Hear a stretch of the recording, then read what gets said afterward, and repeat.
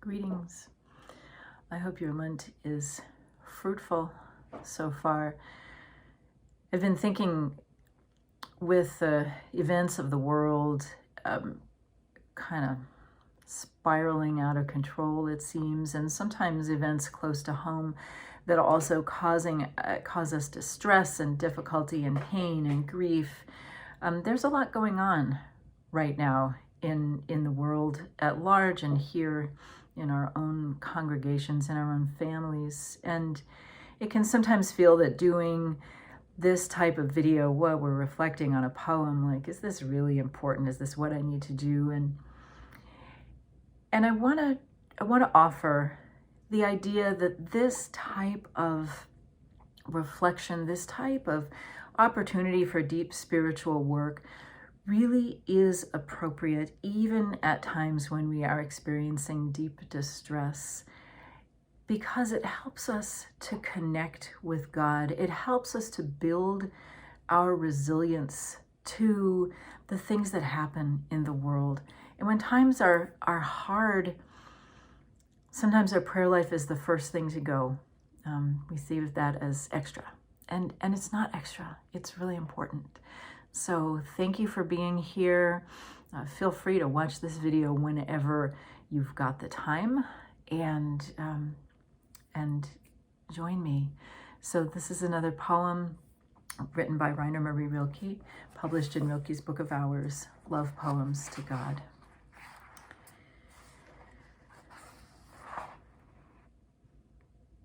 I have hymns you haven't heard. There is an upward soaring in which I bend close. You can barely distinguish me from the things that kneel before me. They are like sheep. They are grazing. I am the shepherd on the brow of the hill. When evening draws them home, I follow after, the dark bridge thudding, and the vapor rising from their backs hides my own homecoming. I read this poem as being spoken in God's voice. I have hymns you haven't heard. That's God speaking.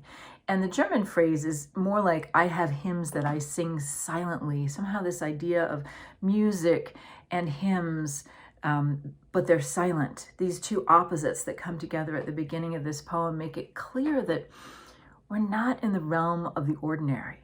Again, an upward soaring in which I bend close is a similar image. How can something soar upward and bend close at the same time?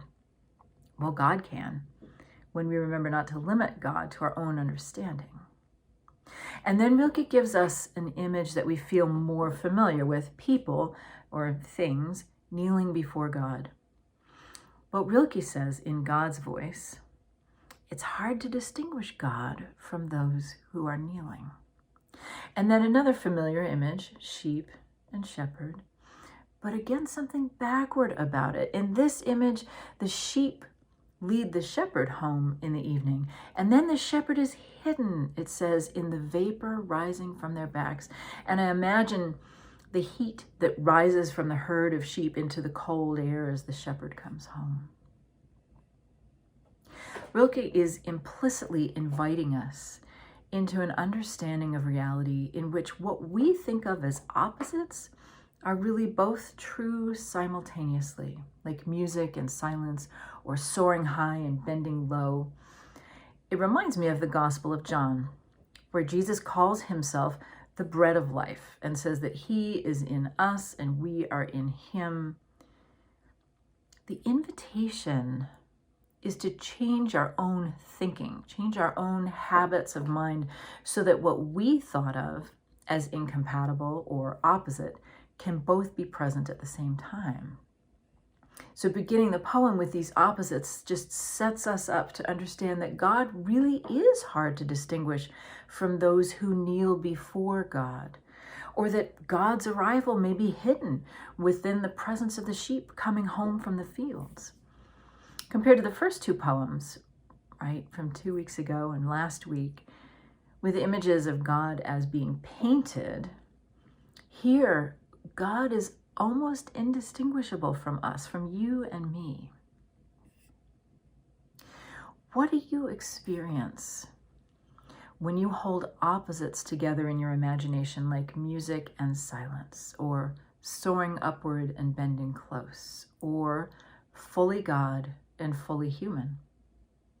How does that create the context within you to be able to recognize God among those who kneel before God, to recognize Christ in the face of your neighbor?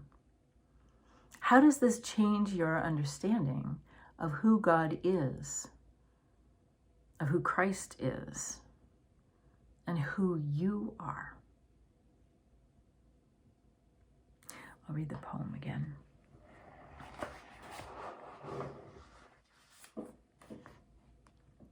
I have hymns you haven't heard.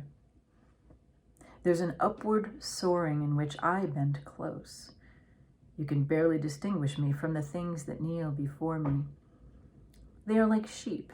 They are grazing. I am the shepherd on the brow of the hill. When evening draws them home, I follow after, the dark bridge thudding, and the vapor rising from their backs hides my own homecoming. Blessings on your Lent.